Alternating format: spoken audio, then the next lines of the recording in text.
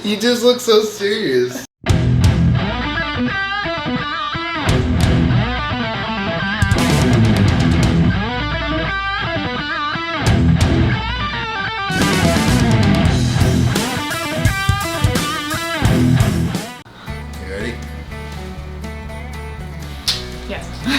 Boom, what is up guys? My name is Megabyte Ronnie and this is Megabyte Ashley. And we are the Megabytes. And we are eating dinner in a hotel in Columbus, Georgia.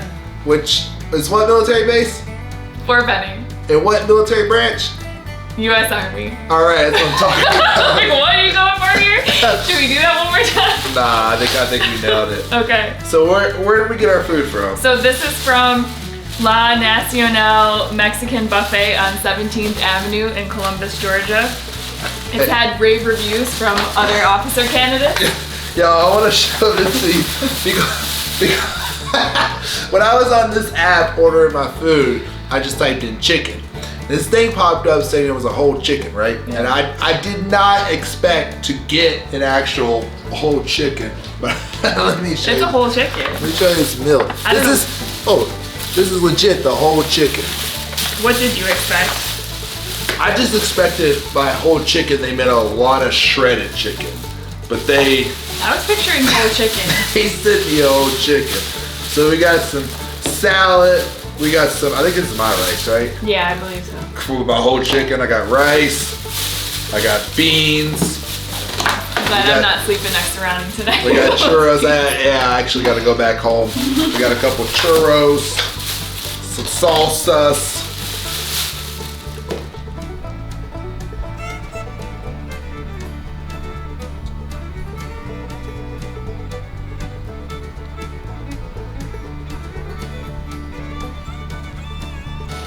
Okay, so we got a full meal here. I believe people call these mukbangs. Now, do you know what a mukbang is? Never heard of it until today. Still don't know what it is. Well, a mukbang is pretty much where people just eat food and talk without really speed eating too much. So, but I feel like every time that I eat, I speed eat. I don't think there's such thing as slow eating. Yeah, usually I start out talking and I'll eat a couple bites and I'll look up and Ronnie's plate will be empty. It's mostly how it happens. Good. I think I ordered enchiladas, chicken. Yep, here it is. Oh my god, that's really good. So, here you are, Fort Benning, Georgia, U.S. Army. What got you here? What started it?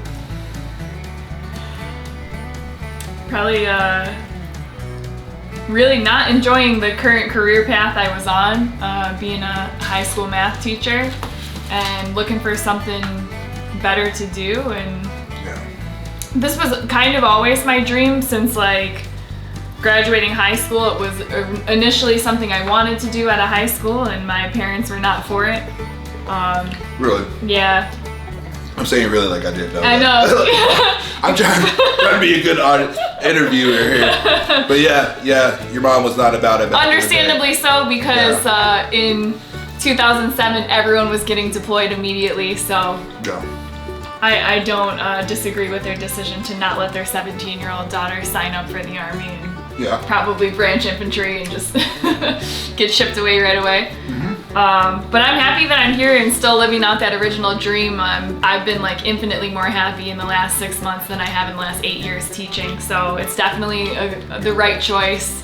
And I mean, obviously with the support of you, here I am. Yeah. You were a big proponent in helping me make this decision and actually go through with the application and beating down the recruiter's door and letting them know I was serious about this. Yeah.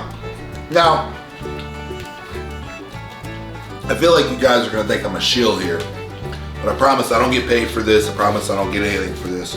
I really do feel like if you're out there and you're looking for a career or something like that, like there's nothing better than the Army. Like, I'm not saying the Army's the best job in the world, but if you're out there and you're stuck, right? You're working a job where you know it's hard to pay the bills, or you're just you went to college like Ashley did and she's in a career all of a sudden she's 30 years old and she says, man, I don't really like this career.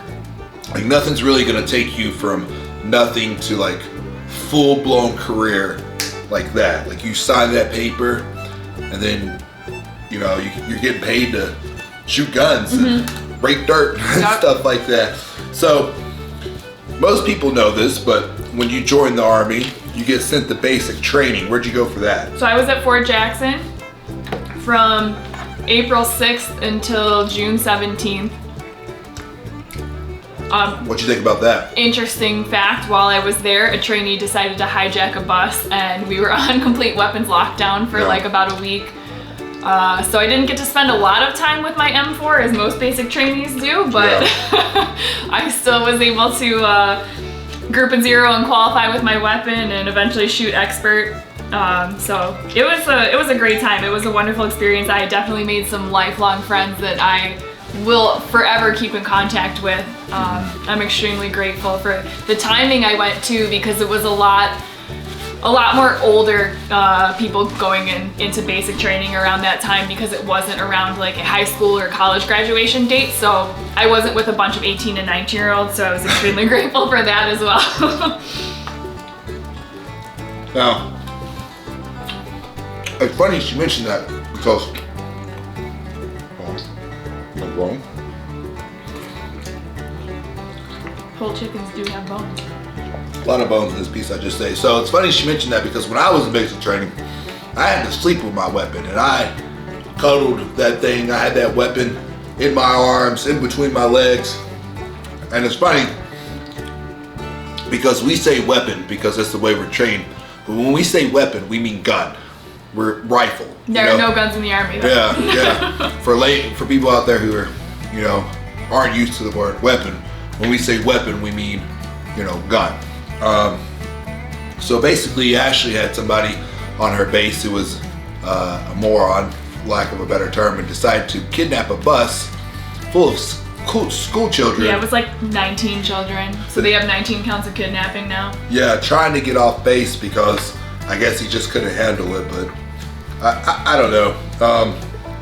But Ashley went to basic training, she graduated. What was the hardest thing you did at basic training? It's funny because I got asked that by the sergeant major in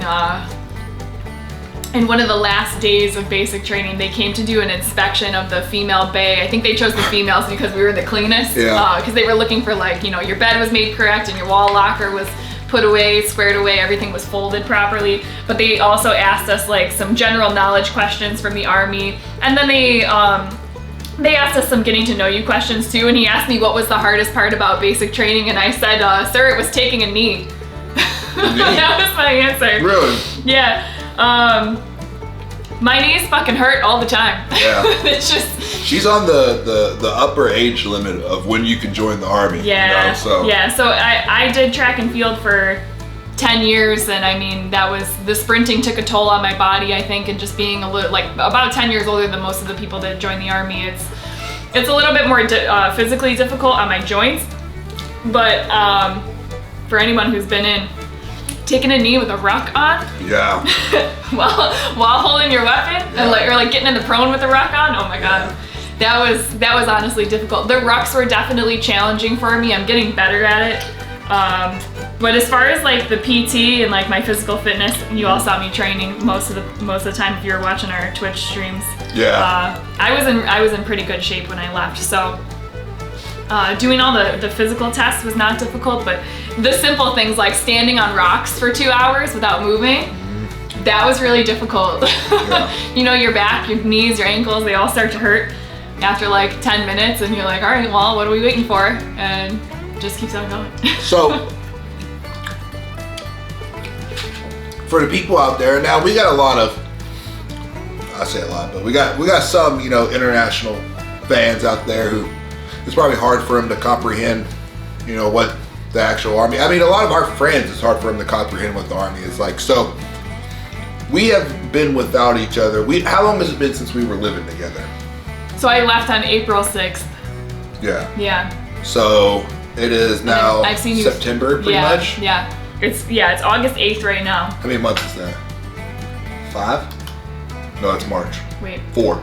Yeah. April, May, June, July, August. 5. Oh yeah, don't count August because it didn't happen yet. Yeah. So we've been without each other. So we haven't lived together in 4 months. And in those 4 months, I got to see her for... Three times. 3 times. Yeah. One of those were 5 hours when she graduated basic training at Fort Jackson, South Carolina. And then 2 times I've come down here to Fort Benning, where she is now. And so it's been difficult. I mean, I don't know how many people out there are in a married relationship, but you can imagine being without your spouse for 5 months is very hard on her and me. You know, it's hard to run a house by yourself, and it's hard to be. I've been in her shoes before. I did 5 years in the Army. You know, it's hard to be down here with no support. So,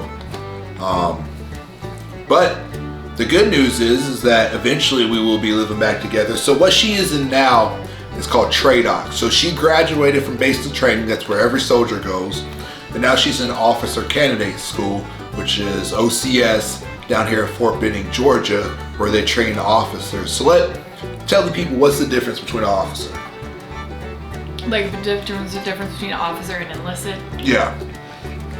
So enlisted soldiers are going to go and have like a specific job that they're highly qualified to do because they'll be trained in AIT. I don't remember what that stands for. I went there. I don't know. Yeah. What it stands But for. they will go basically to like specialized college for the career that they chose based on their entrance exam, the ASVAB. Mm-hmm. And with the officer, we're basically in like a leadership school right now. So it's kind of like basic training 2.0. So all officers will outrank any enlisted. So even in a couple weeks, I like any. Go on.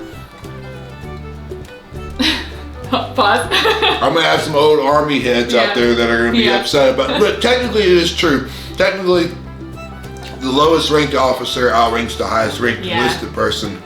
But between me and my Army buddies, we know how that goes. We know how it works. I know how it works. Yeah, go ahead. Any sergeant would have to like come to the position of attention for me as a butter bar, but I mean it's right. They won't, and as they shouldn't, because I'm really still a private when you think about it. I have no actual time in the Army outside of TRADOC yet.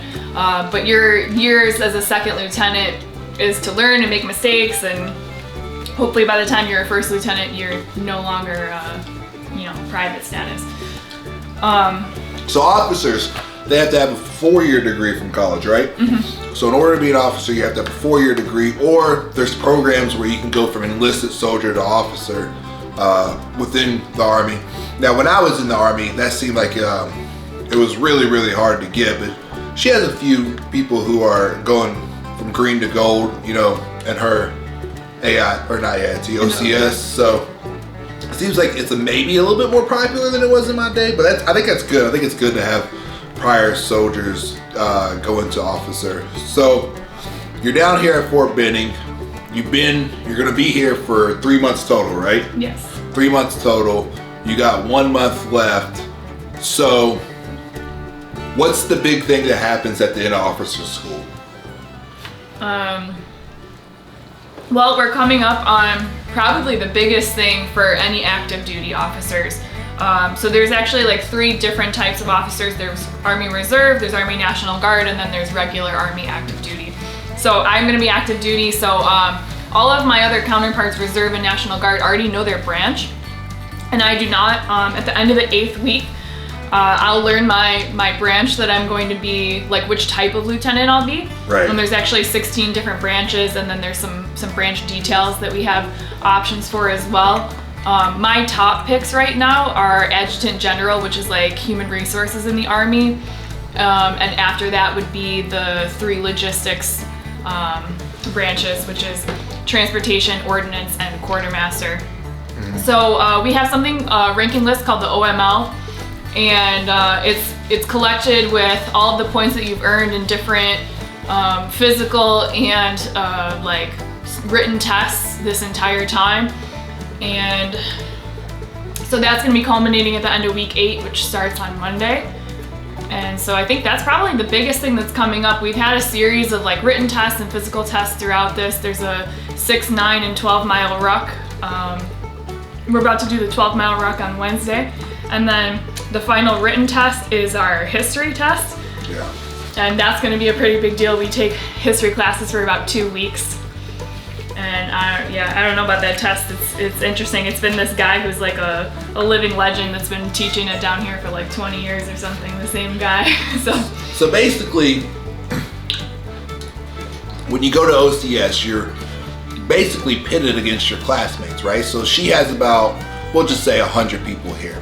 And there's 160 people here. So of those 160 people here, Ashley is actually going against all 160 of them, because the way they get their jobs comes off that list. So the person who's ranked 1, they'll take his first job. The person who's ranked 2, they'll take his first job unless there's no slots of his first job, and then it'll go job 2. So she ranks all these jobs she wants on a sheet of paper from 1 to 16, and then it just depends where she finishes in her grouping as far as what job she gets, which that's a little bit different than enlisted. When I went in, my job was guaranteed, so I got to pick my job. She's actually got to compete for her job. So when she's done here, she's going to go to Bullet, which is where she's going to learn how to do her job. We don't know where that's going to be. And then finally, we're going to be back living together. So she's going to find out her duty station here in about 2 months, and we're going to know where we're going. So some of you, this may be news, I'm actually leaving Buffalo, unfortunately. It's kind of crazy because I've never really had a hometown before, and Buffalo is my first hometown. So I was a military brat. I was in the military. I've literally moved every 2 to 3 years of my life, and now I have to leave a city, and for the first time I'm sad. Like I've never been sad to leave a city. I've always been excited for the next city or the next adventure or the next whatever. But for the first time, like, I'm leaving somewhere that I actually love. So it's kind of crazy. And I didn't expect this, you know.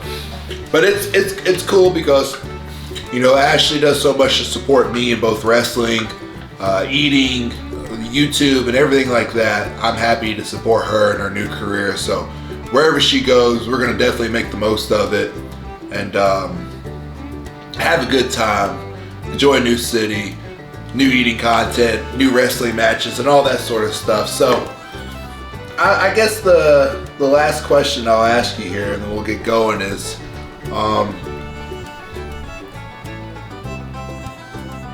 do you think it's worth it? Do you love this so far? Like, do you think if you could go back in time, knowing what you know now, would you join the Army 100 out of 100 times? Hell yeah. Yeah, I would have done it sooner. Yeah, that's a really easy question to answer, because so many times I've look back on what I would be doing right now if I wasn't here, and I'm like, man, I'm getting paid to like lay in the dirt right now with a weapon. Yeah. like it's just crazy to think about that this is my job now, this is my life going forward. It's just really exciting. Like everything is new, and even though it's really challenging at times and like I'm really tired or really sore, it all is worth it. I feel like I have a higher purpose in what I'm doing, and I think I'm gonna make a big difference here. So I'm happy with what I chose to do, the people I met, and the relationships I'm building, and I'm really excited to like go on this journey together. Yeah.